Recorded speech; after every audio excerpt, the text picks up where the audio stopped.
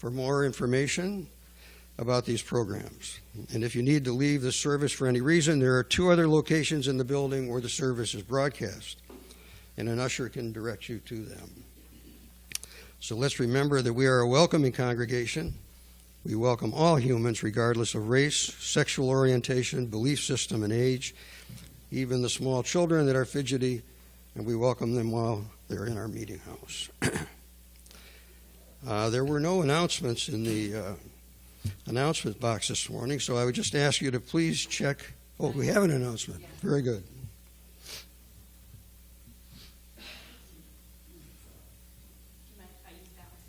Absolutely. I want to thank you all for your input regarding the building closure during the parking lot construction.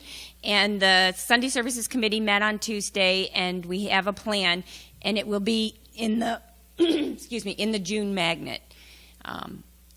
So look for that. And next Sunday we're going to do a flower communion, so bring a flower.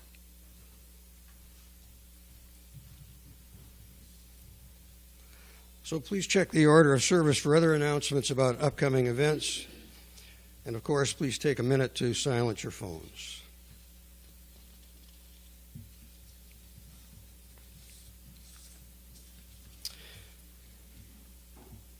We light our chalice this morning with a quote from Barack Obama, 2011. Our nation owes a debt to its fallen heroes that we can never fully repay, but we can honor their sacrifice.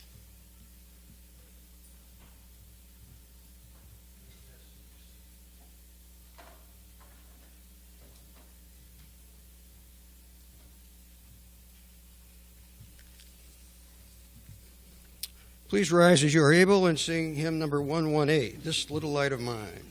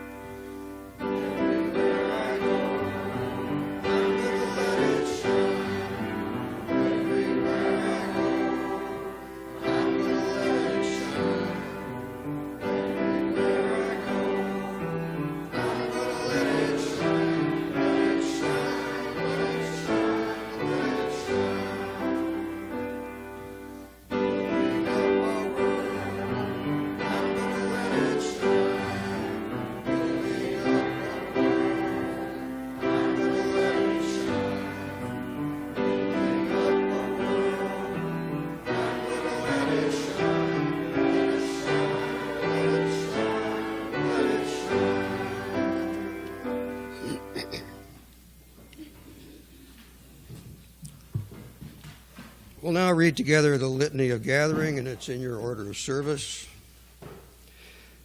This is our sacred time and space to renew our spirits, to explore the mystery, and to share our joys and sorrows. With you I find strength.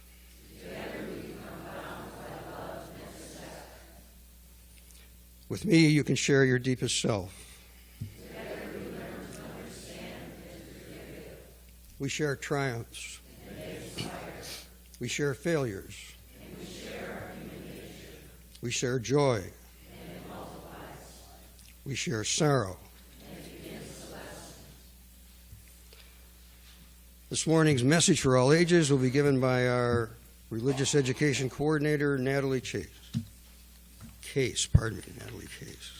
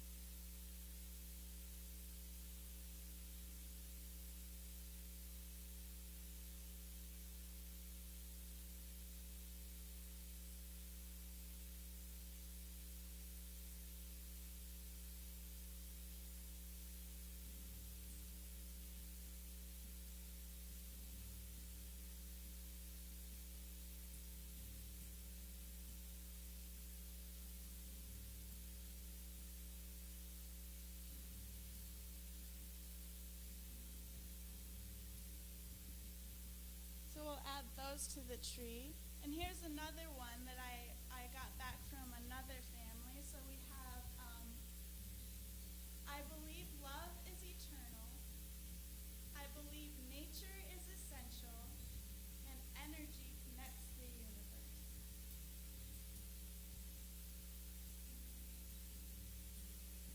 And then some of these blooms say, this one says peace. This one says the golden rule. This one says home.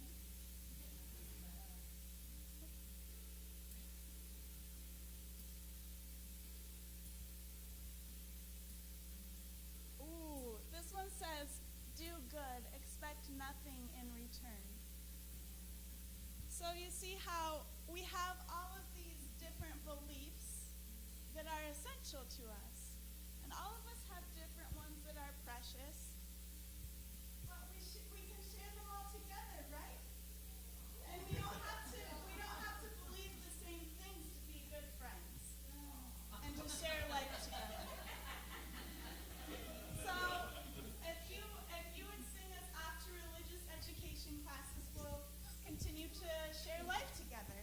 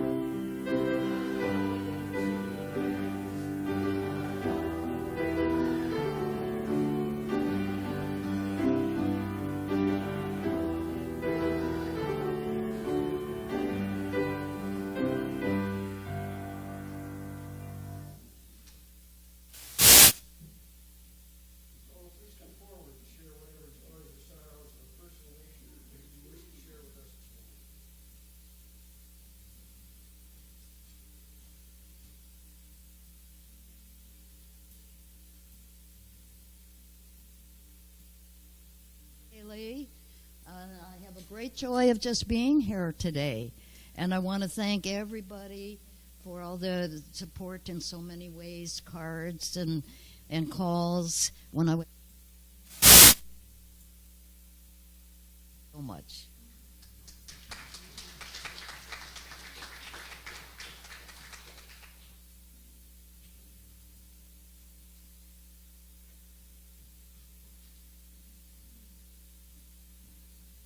Hello, I'm Hillary, and I haven't been here in quite a while.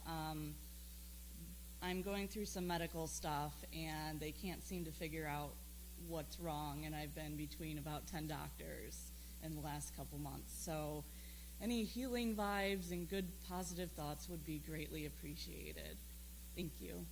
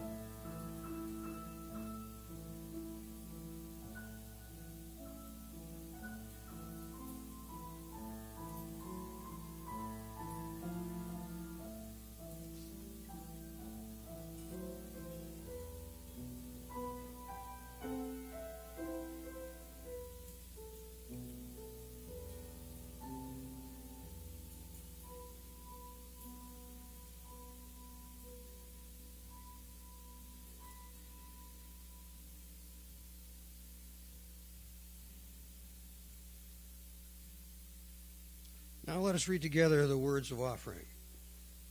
We give generously to support this church where love, justice, and equality inspires our acts of service and compassion. We dedicate these gifts to all that we stand for within the Unitarian Universalist tradition.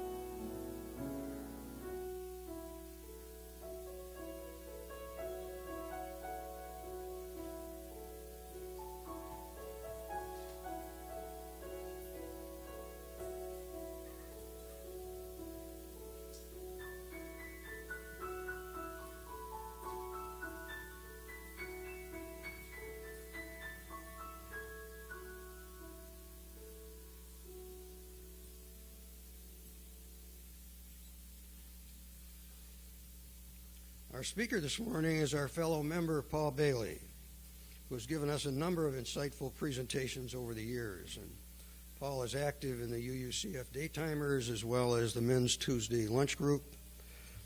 And as will be apparent again this morning, he spends a lot of time conducting research about the subjects on which he speaks. So please welcome Paul to our pulpit.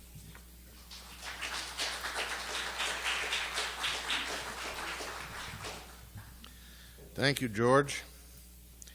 Well, I didn't jump up here for the opening words. I guess I was dozing off or something.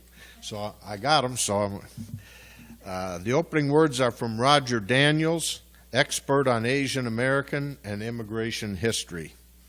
After Pearl Harbor, December 7th, 1941, West Coast Japanese Americans were reclassified as enemy aliens.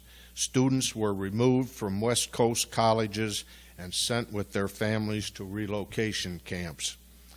President Roosevelt approved release for qualified, loyal students from the camps to return to college in the East, but bureaucrats, military and civilian, kept inventing reasons for not releasing them.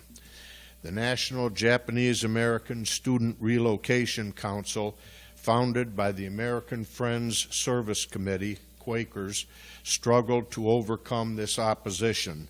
Also, the reluctance of many college officials to accept students who looked like the enemy. Despite the accomplishments of the activists who worked so hard for the students, this must not be regarded as a happy ending for the nation, even though the wartime experience opened up opportunities for some of the students that they otherwise would not have had. What happened to the Japanese Americans in World War II, despite these and other mitigations, was an American war crime. I have two parts to the reading this morning. The first part, There's a sound problem. I think there. Can you turn off this? Is it over here? I can talk loud.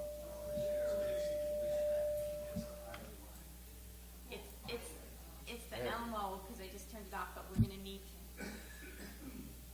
So the first part of the reading, 120,000 men, women, and children of Japanese descent were incarcerated in relocation.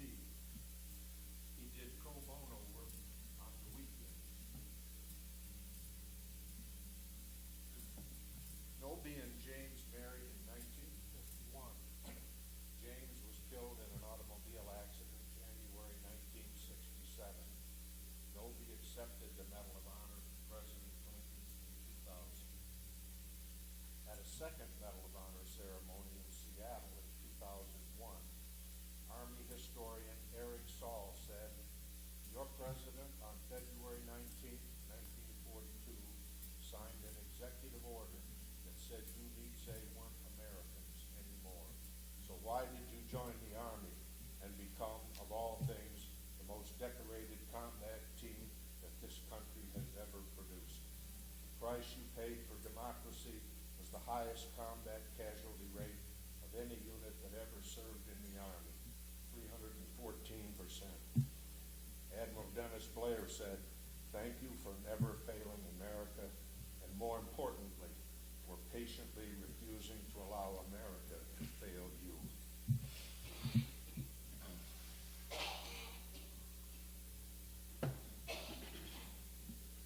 I'd like to thank the Sunday Services Committee for the opportunity to speak today. It is indeed an honor.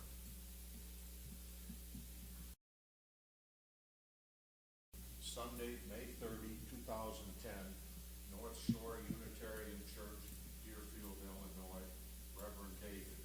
The true meaning of Memorial Day is to remember. It is to remember that the cost of war is almost always too high. The meaning of Memorial Day is to remember the price the soldiers paid, also the price their families paid. With that in mind, let me read you just a bit from A Vision of War by Colonel Robert Ingersoll. "The past rises before me like a dream. Again we are in the great struggle for national life. We see the pale cheeks of women and the flushed faces of men. We see the dead whose dust we have covered with flowers. We lose sight of them no more. We are with them when they enlist in the great army of freedom. We see them part with those they love. Some are parting with mothers who hold them and press them to their hearts again and again and say nothing. Kisses and tears, tears and kisses, divine mingling of agony and love. We see the wife standing in the door with the babe in her arms, standing in the sunlight sobbing. At the turn of the road, a hand waves. She answers by holding high in her loving arms the child. He is gone, and forever. We go with them one and all. We are by their side on all the gory fields, in all the hospitals of pain. We are with them in ravines running with blood. We see them pierced by balls and torn with shells. We are with them in the prisons of hatred and famine, but human speech can never tell what they endured." Could you use the pictures now? Give it a try.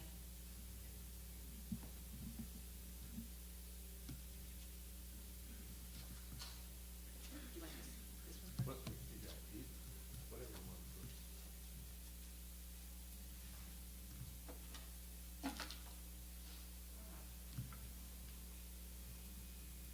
All the relocation camps had billboards with the names of their children who volunteered to fight for freedom while they were behind barbed wires and armed guards.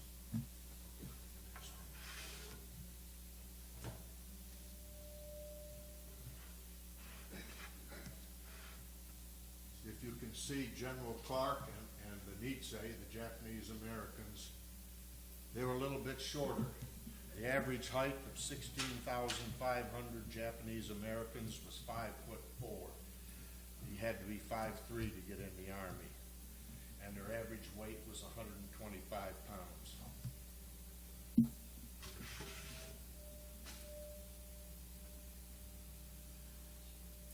This one is not in my talk, but that's Daniel Inouye receiving his Medal of Honor in 2000.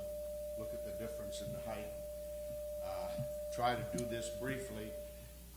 When he volunteered to fight for freedom from Hawaii, he went to his parents to say goodbye. His father asked him if he knew what "an" means in Japanese.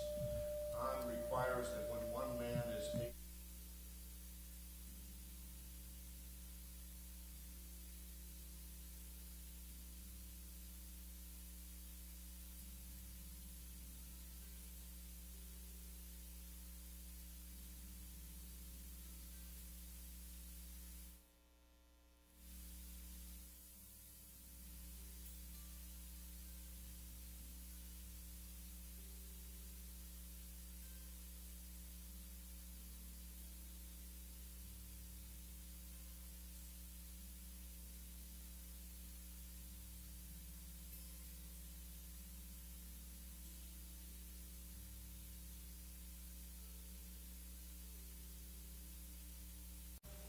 Fred Korematsu, he was one of the only people to resist going to the camp.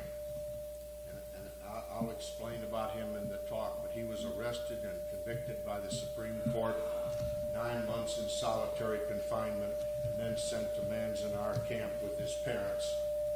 I'll explain a little more during the talk. Okay, that's it.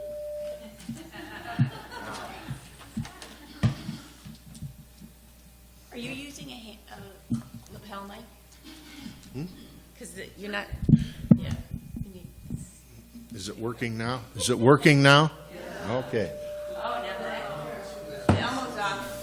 You got a little background noise. Okay. Fumo Robert Naka was born July 18, 1923 in San Francisco to Japanese immigrant parents. He was an only child. Japan bombed Pearl Harbor December 7th of 41. In February 42, President Roosevelt signed Executive Order 9066, and Congress, without a dissenting vote, ratified it. It excluded all people of Japanese ancestry from the Pacific Coast without trial or due process, despite having no evidence of a national security threat within the West Coast community. The question of loyalty among Americans of Japanese ancestry along the West Coast had been carefully investigated in the years preceding the attack, with U.S. Naval Intelligence and the FBI doing exhaustive surveillance of the Japanese minority over the years. Both services could not find a single instance of espionage and ultimately opposed President Roosevelt's decision for evacuation. At the end of September 1941, President Roosevelt had ordered a highly secret intelligence investigation into the issue. The Munson Report, which could find no instance of disloyalty among residents of Japanese descent, both on the West Coast as well as in Hawaii, and could find no examples of espionage. Executive Order 9012 created the War Relocation Authority, which forcibly removed 120,000 Japanese and Japanese Americans from their homes and incarcerated them in 10 relocation camps in Arkansas, Colorado, Utah, Idaho, Wyoming, Arizona, and California. These American-style concentration camps were run by the War Relocation Authority. One man, Fred Korematsu, refused to report for evacuation. He was arrested, convicted, and the Supreme Court upheld the conviction. He was put in solitary confinement for 9 months, then sent to Manzanar Relocation Camp, where his parents were. Fast forward 40 years, early 1982, attorney Peter Irons, political scientist, constitutional scholar, and legal historian, while reviewing government files concerning cases involving Japanese Americans in World War II per a Freedom of Information request, found that in the Korematsu case, the government destroyed information, altered information, omitted relevant information, and provided misleading information to the Supreme Court. Attorney Irons took Mr. Korematsu's case pro bono, filed a lawsuit, Korematsu versus the United States of America, asking for a coram nobis petition, a writ of error, to vacate Mr. Korematsu's criminal conviction. The government offered Mr. Korematsu a presidential pardon if he would drop his case. He refused. Never before had a judge vacated a criminal conviction that had been upheld by the Supreme Court. On April 19, 1984, U.S. District Court Judge Marilyn Patel, in granting the coram nobis petition, said, "The judicial process is seriously impaired when the government's law enforcement officers violate their ethical obligations to the court." The government appealed to the Ninth Circuit. A 3-judge panel unanimously upheld Judge Patel. The government appealed to the full Ninth Circuit. They declined to hear the case. The government decided not to appeal to the Supreme Court. Fred Korematsu's criminal conviction 42 years earlier was vacated. In 1998, Mr. Korematsu received the Presidential Medal of Freedom from President Bill Clinton. Bob Naka, citizen, was reclassified as an enemy alien. He was, of course, neither enemy nor alien. His parents, Kaizo and Shuzi Naka, were prevented from applying for citizenship, unlike other immigrants, by the Alien Exclusion Act of 1924.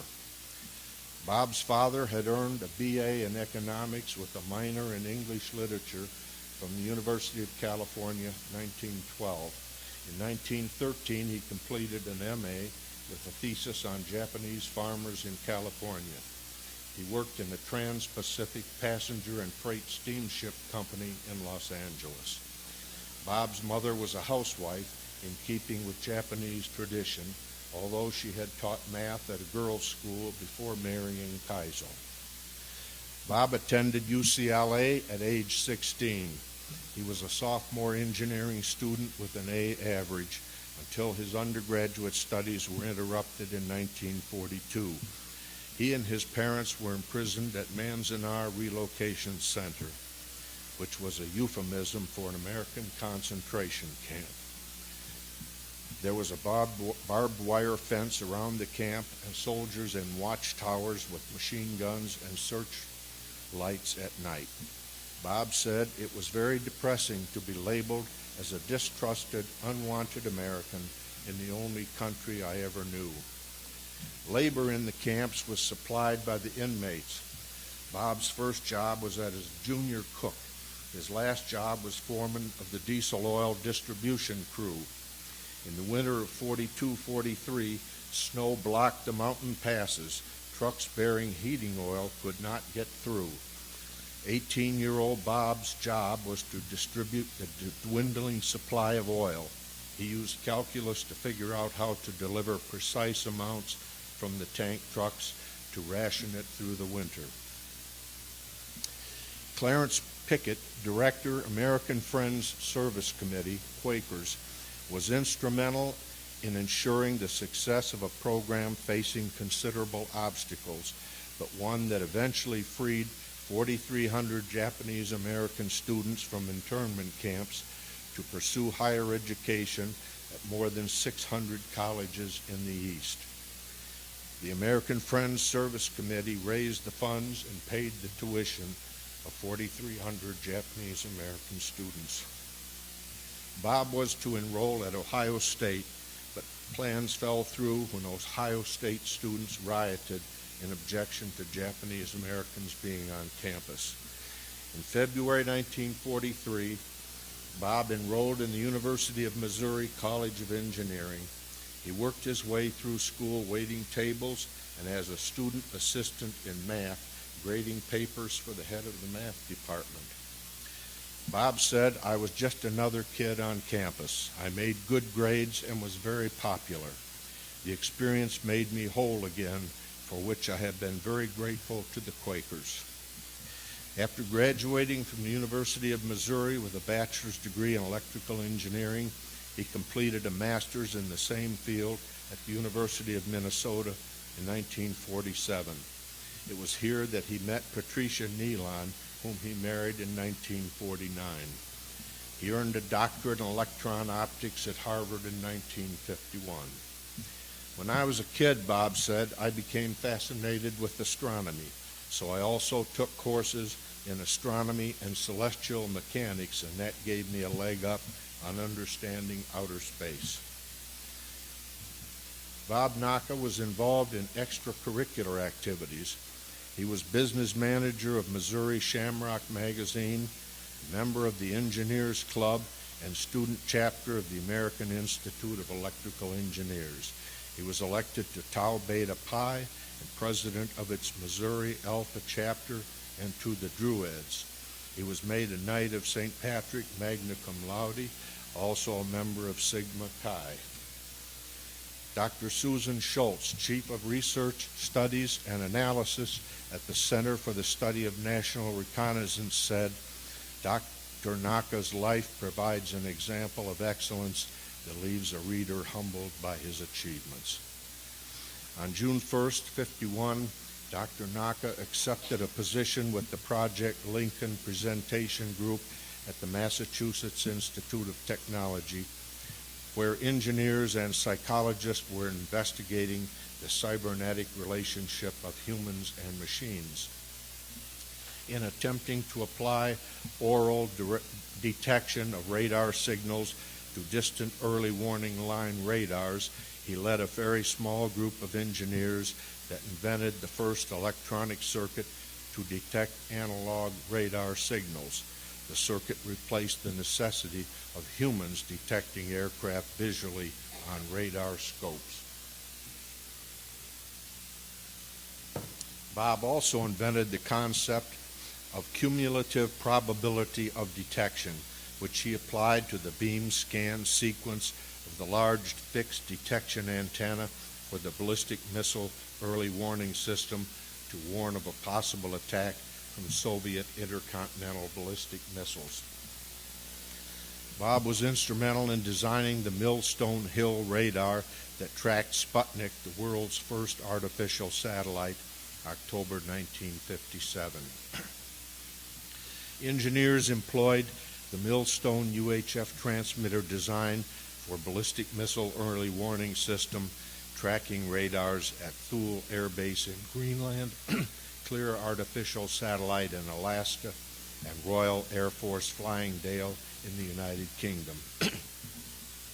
Dr. Naka's expertise in radar also led to his selection in '56 to work in secret on design of the U-2 reconnaissance aircraft. He contributed to that effort by determining the radar cross-section of the U-2, reduced it, and applied the solution to the first aircraft so equipped. How he did it is still classified.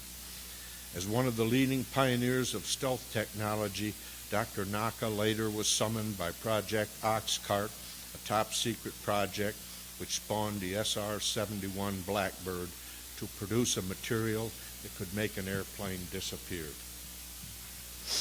Dr. Naka joined the Mitter Corporation in '59 to form a research lab. He was asked to solve a problem on a new Mach 3 reconnaissance aircraft the company was producing for the Central Intelligence Agency. As a result, he was the sole designer of electromagnetic materials for one aspect of radar cross-section reduction, now referred to as stealth technology. In January of '68, the commanders of Air Force Systems Command and Air Defense Command appointed Naka director of a top-secret study to improve the surveillance of objects in space. In the most complete study of its type ever done, the team compared the capabilities of projected space-based assets with aircraft and ground-based alternatives. They concluded that space-based systems were the most cost-effective for early warning and space surveillance. The group's final report recommended a system that subsequently went through various repetitions to become known as the space-based infrared system. When Mitter President Dr. John McLucas became Undersecretary of the Air Force and Director of the top-secret National Reconnaissance Office in 1969, he brought Dr. Naka on as Deputy Undersecretary of the Air Force for Space Systems. Dr. Naka supervised the National Reconnaissance Office, a top-secret satellite organization, so secret that the government would not acknowledge its existence. He also attended the U.S. Intelligence Board meetings. It was called the U.S. Intelligence Board, even though it also dealt with foreign intelligence. Its primary mission was to oversee the collection of all U.S. intelligence information and to set priorities and policies. During his 3 years serving in this capacity, Naka oversaw the launch of several new national security space systems and chaired many technical committees. The so-called Naka panel made a number of recommendations on foreign instrumentation signals for a new U.S. satellite system. He further demonstrated high-level leadership and managerial talent by working as Raytheon Corporation's Director of Detection and Instrumentation Systems for 3 years before serving as Chief Scientist of the Air Force 1975 to 78. Thereafter, he joined Science Application as a corporate vice president before moving in '82 to a position as VP for Engineering and Planning in GTE Government Systems Corporation. He retired from the latter in '88 to head CIRA, a small business specializing in electromagnetic technology. Over more than half a century, Dr. Naka participated on numerous industrial, scientific, and government advisory boards, including the NASA Space Program Advisory Council and the U.S. Air Force Scientific Advisory Board. In the early 90s, he chaired a summer study of space-based radar that thoroughly examined the use of satellite radar to track aircraft, including stealth aircraft. He also chaired an Air Force Scientific Advisory Board ad hoc committee in '96-97 that drafted a significant report on space surveillance, debris, asteroids, and comets. From that time onward, he served on the Global Positioning System Independent Review Team, whose charter called for in-depth study of GPS-related issues and recommendation of solutions to appropriate military officials. During the first decade of the 21st century, Naka served as one of the original members of the Independent Senior Advisory Group to the Air Force Space Program Council Commander. Now, much earlier, before finishing college, Naka said, "It was apparent in the fall of 1950 I would finish my doctoral degree in about a year. My wife, by then a practicing clinical psychologist, wanted to go to the annual meeting of the American Psychological Association, which that summer just happened to be in State College, Pennsylvania, so I went with her. I figured while she was in the symposium, I'd interview for a job, and on the drive home, I told her very enthusiastically about the interview I had about a possible position at Pennsylvania College, as it was known then. She said, "You don't mean to tell me when you get your doctorate, you're going to teach engineering?" I said, "Yeah, what's wrong with that?" She said, "Well, what's wrong with it is that you wouldn't have actually done any of it. You will be teaching what you think is engineering, not what is actual engineering, because you won't know." So I said, "Gee, I guess you've got a point there." The net result was I said to myself, all right, I'll go out into industry first, and then I'll go back to a university. I never went back. In 1980, the Commission on Wartime Relocation and Internment, established by Congress and signed by President Carter, unanimously said Executive Order 9066 was not justified by military necessity, and the decisions that followed, exclusion and detention, were not founded upon military considerations. The broad historical causes that shaped these decisions were race prejudice, war hysteria, and a failure of political leadership. In 1988, President Reagan officially apologized for the internment. In 1990, the government paid reparations. Dr. Naka received a check for $20,000 tax-free. He gave half of it to the Quakers and the other half to Missouri University, along with an additional personal donation to establish undergraduate scholarships. Dr. Naka and wife Patricia, a licensed clinical psychologist, established an endowed fund in grateful appreciation of the Quakers American Friends Service Committee, which assisted and supported Bob at a very critical time in his life. Each year, the interest from the fund supports young people seeking internship opportunities with American Friends Service Committee domestic programs. Bob said, "One of the very fortunate things that happened to me was the Quakers. I have since learned, with support from Eleanor Roosevelt, worked to move Japanese American college students from their incarceration." Also, Eleanor Roosevelt, in an article for Collier's magazine, said, To undo a mistake is always harder than not to create one originally, but we seldom have the foresight. Dr. Naka and wife Patricia also established the F. Robert and Patricia N. Naka Professorship in Electrical Engineering. This fund provides professors with research support and equipment, professional development, teaching materials, travel, staff support, and a salary stipend. In September 2008, Dr. Naka donated $250,000 to build a new infusion center at Emerson Hospital in Concord, Massachusetts. The Patricia Neeler Naka Infusion Center, which was named in memory of his wife of 56 years who passed away in 2007 after receiving blood transfusions for more than 15 years. It will provide infusions of medication for cancer patients undergoing chemotherapy, to patients with blood disorders, patients requiring intravenous antibiotics, or individuals taking medication for pain management. Dr. Naka was the recipient of the Missouri Honor Award for Distinguished Service in Engineering, the Exceptional Service Medal from the U.S. Air Force 4 times, the Missouri University Faculty Alumni Award, and the 2005 Alumni Achievement Award from the University of Minnesota. He is a member of the Explorers Club at the Fellow level and the National Academy of Engineering. He also was inducted into the Space Command's 2009 Space and Missile Pioneers Hall of Fame. His article, National Security, Earth Observations, and Support to Military Forces, was published in the Encyclopedia of Space Science and Technology by John Wiley & Sons, Incorporated. Dr. Naka was entrusted with his country's greatest secrets during the height of the Cold War.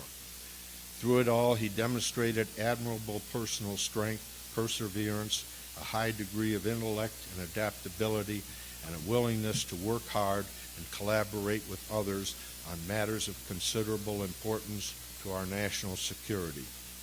Reflecting on his mindset many years ago, Bob described his motivation. What made me work for the government that had deprived me and my family of civil liberties? The issue was survival, not bitterness. America is the only country I had known. I had to succeed.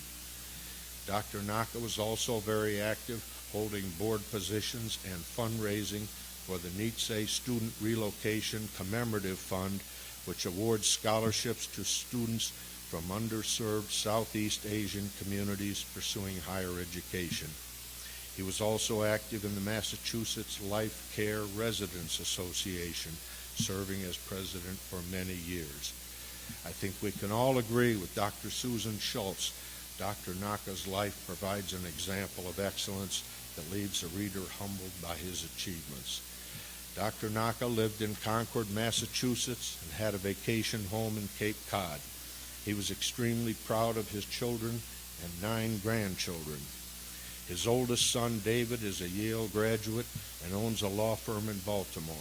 His daughter, Holly, has an MBA and works in the insurance industry in Farmington, Connecticut. His 2 sons, Michael and Peter, became electrical engineers. Bob enjoyed spending time with family and friends. He also enjoyed travel, especially cruises in Caribbean locations. He was an avid patron of theater and symphony and liked visiting museums and historic sites. Bob Naka went from one of the least trusted Americans to one of the most trusted Americans. He died December 21st, 2013 at age 90. Finally, President Bill Clinton. Never has a country been so well treated by a people it had so ill treated. Thank you very much.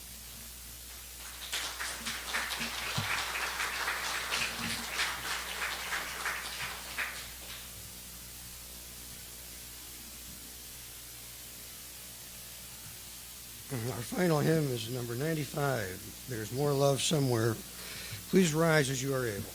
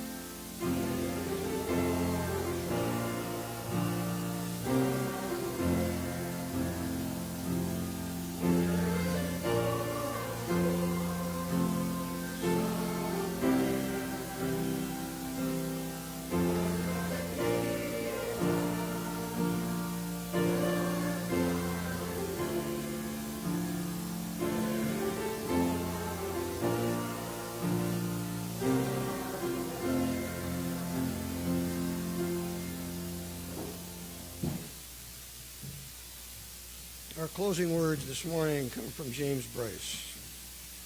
Patriotism consists not in waving the flag, but in striving that our country shall be righteous as well as strong.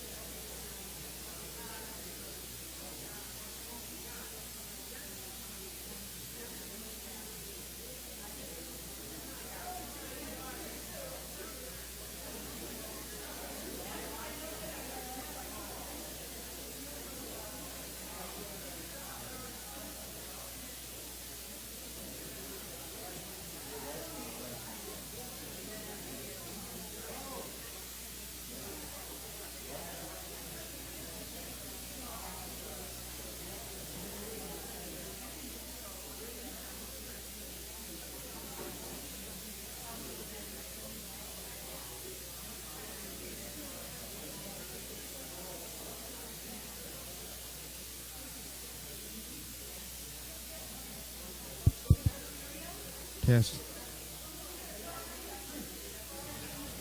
Test.